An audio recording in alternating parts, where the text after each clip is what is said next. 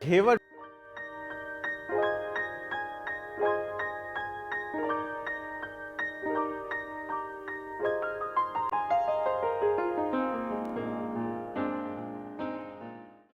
Hello friends, welcome to Sanjeev Kapoor Khazana. This is Saurabh, and all these sweets or dessert, whatever you call it, has its own peculiar taste, texture, and of course, it's important in that particular meal.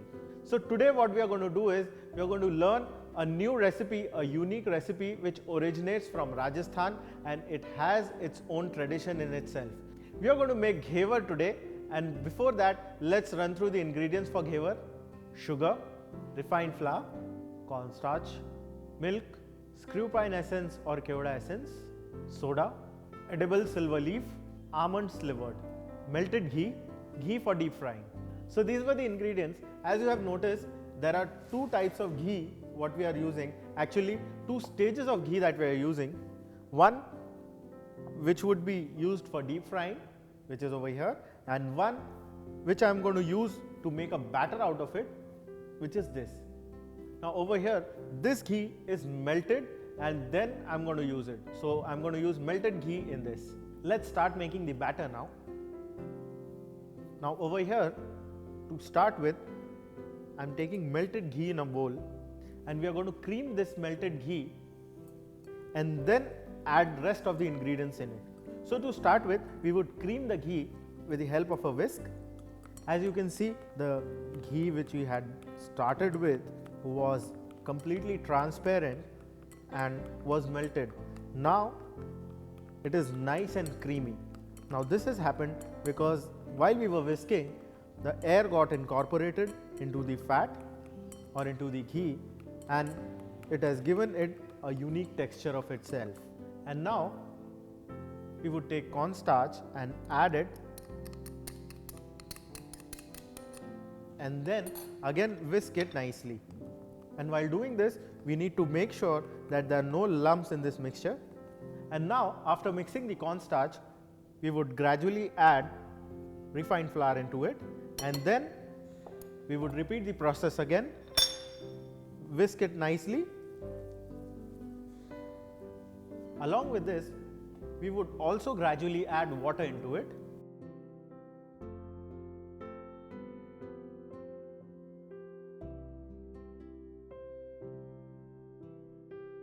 Now as you can see, the mixture is gradually turning nice and smooth.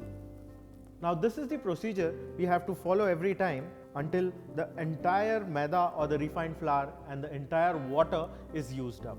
So once when the mixture is smooth, the water and refined flour is mixed together and it is nice and smooth, this is the time when we add another batch of refined flour and water, and again mix it together. Now at this stage, we are also going to add the baking soda.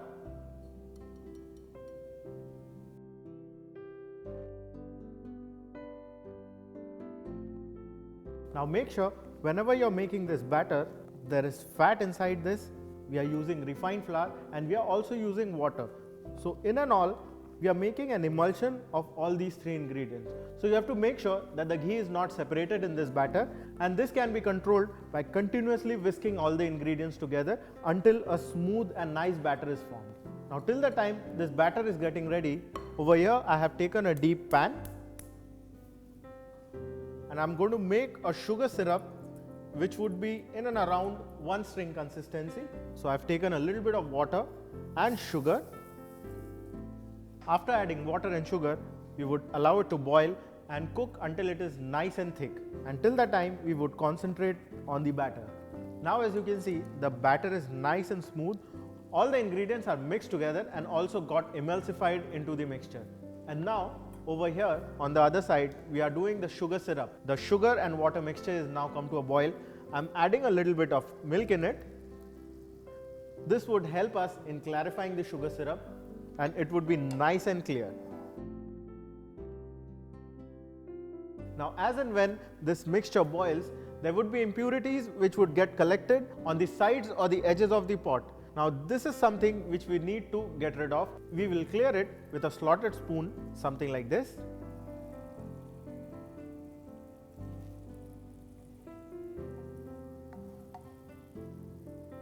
Now as you can see, the sugar syrup is nice and thick, and also it is nice and clear as well. Now let's check the consistency. As you can see, it is nice and thick, and it is perfect one string consistency.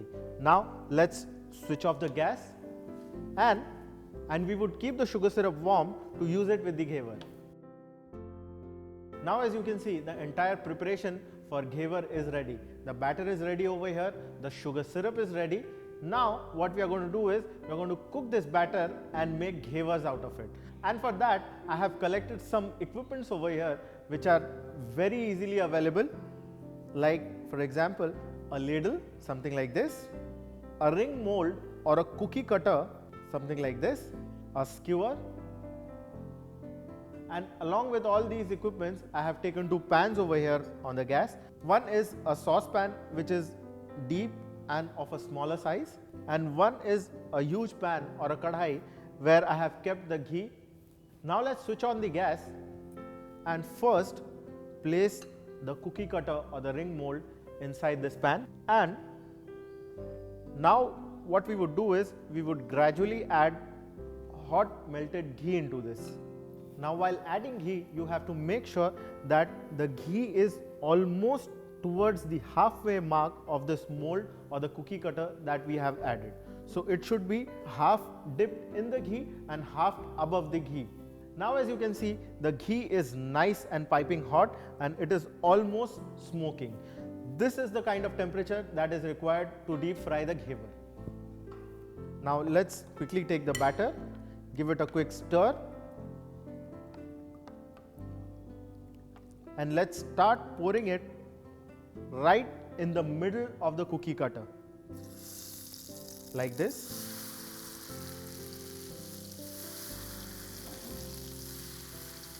Something like this.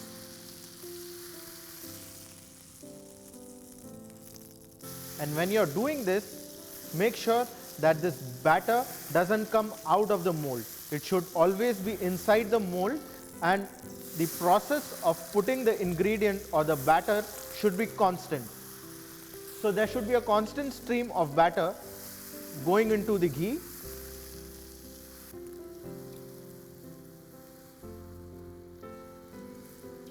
After adding almost 2 ladlefuls of this batter, now we would allow this to cook nicely in the ghee. One thing which is also required is that the level of the ghee should be increased. And whenever you increase that, always make sure that you're adding hot ghee into it. So over here, I have a kadhai which has hot ghee into it, which I am adding into this. Now after cooking this for a while, as you can see, the entire Ghevar is nice and golden brown, and it is nice and crisp. One thing which is noticeable is that Ghevar can be cooked or deep fried in ghee and kept it for almost a week. And whenever required, you can add sugar syrup and serve accordingly. But the most important thing is that once the sugar syrup is added, it should be consumed as soon as possible. After removing it from ghee, typically in shops or sweet shops, Ghevar is kept hang on a skewer like this, so that the entire ghee is dripped down and it can be stored for almost a week or so. Now to make another Ghevar, we would remove some ghee from this pan and get back to the level which I already told you. Just little bit more than half of the cookie cutter.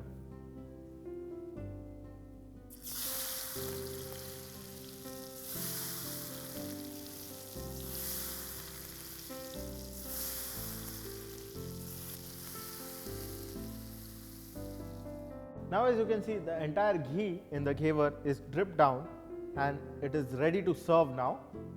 Ghevar is generally served room temperature.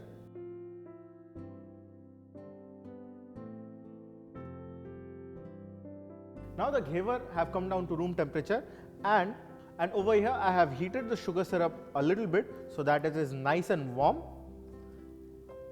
In this I am going to add a little bit of kevda water or screw pine essence. And after adding screw pine, we would add the sugar syrup on the Ghevar. We would add sugar syrup on it.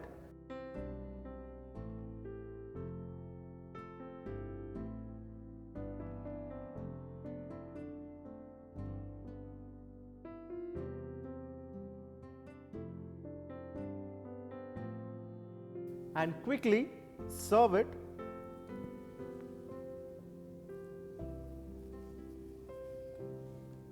We would also garnish it with some almonds, which are slivered.